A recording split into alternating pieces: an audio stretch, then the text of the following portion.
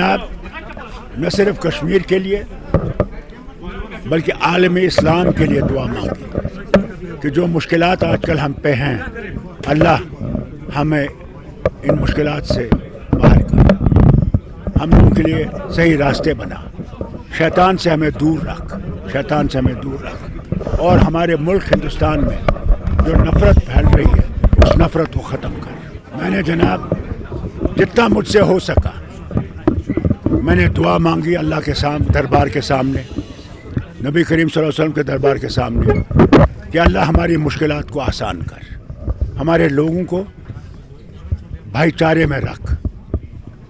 हमारी जो इस वक्त हालत है कि नफ़रतें पैदा की जा रही हैं मज़हबों में, इन नफ़रतों को ख़त्म कर और फिर से हम में इत्तेहाद और इत्तेफाक रख। यही सबसे बड़ी चीज़ है। जिस सफर से आप आए वहाँ लोग कंधे से कंधे मिलाकर बिना किसी जात पात के रहते हैं, लेकिन बदकिस्मती से हमारे मुल्क में जो नफरतें फैलाई जा रही हैं और सर्वे के ऑर्डर्स निकाले जा रहे हैं जो हमारे सदियों पुराने, हज़ारों पुराने, अगर राजतरंगी भी देखेंगे 5 से 7 हज़ार साल पुरानी हिस्ट्री है यहाँ की। अब रिलीजियस प्लेसों की सर्वे के बारे में बात करें। यही तो मुसीबत है। जितना मुझसे मांगा गया मैंने मांगा अल्लाह से कि रहम कर, इन मुश्किलों से हमें निजात दे और जो इस पे लगे हुए हैं कि नफ़रतें बढ़ाई जाएं, अल्लाह उनके इन रास्तों को बंद कर।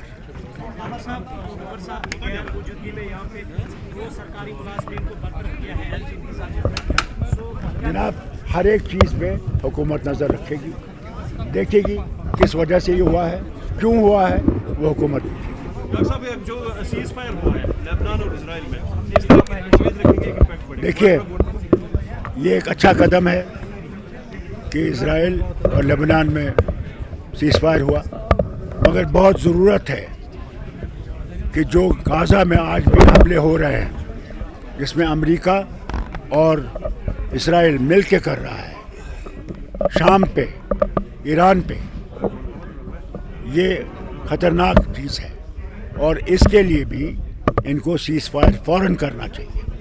आपने डिबेट सुनी होगी सिक्योरिटी काउंसिल में जो हुई, और अगर उस सिक्योरिटी काउंसिल का कोई मकसद है, जो सिक्योरिटी काउंसिल के हिदायतें थी उन पे इजराइल को काम करना चाहिए और वहाँ सीज़ फायर करना चाहिए और जो ह्यूमनिटेरियन एड है उसको आने देना चाहिए उन इलाकों में। संभल जैसा वाक़ा जब यहाँ हिंदुस्तान में होता है, साथ में उस पर भी सवाल या निशान खड़े हो जाते हैं, तो एक मुसलमान अनसेफ फील कर रहा है अपने। ज़रूर इसमें कोई दो राय नहीं, अनसेफ कर रहा है, मगर इसको मैं हुकूमत हिंदुस्तान से कहूँगा इसको बंद करो, क्योंकि मुसलमान को समंदर में नहीं फेंक सकते। 24 करोड़ मुसलमानों को कहाँ फेंकेंगे? इसलिए मुसलमानों के साथ भी बराबर का सलूक कीजिए, वही हमारा आईन है। आईन में कोई फ़र्क नहीं है किसी मज़हब में, किसी ज़बान में, सब बराबर हैं यहाँ और उस चीज़ को इनको याद रखना चाहिए। अगर आईन को इनने तितर बितर किया फिर कहाँ हिंदुस्तान रहेगा।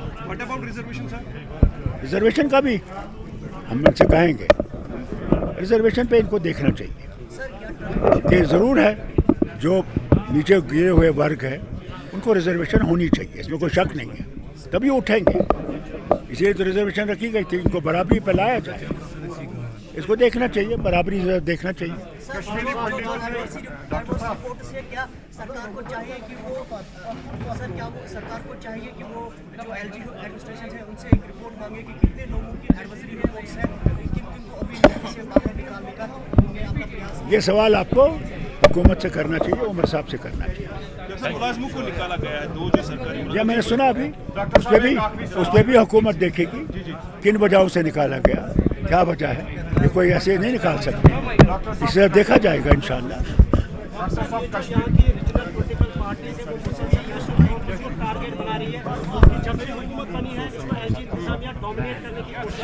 अल्लाह ताला करे, मैंने उनके लिए भी दुआ मांगी कि अल्लाह ताला उनको सही रास्ता दिखाए और सही रास्ते पे लाए।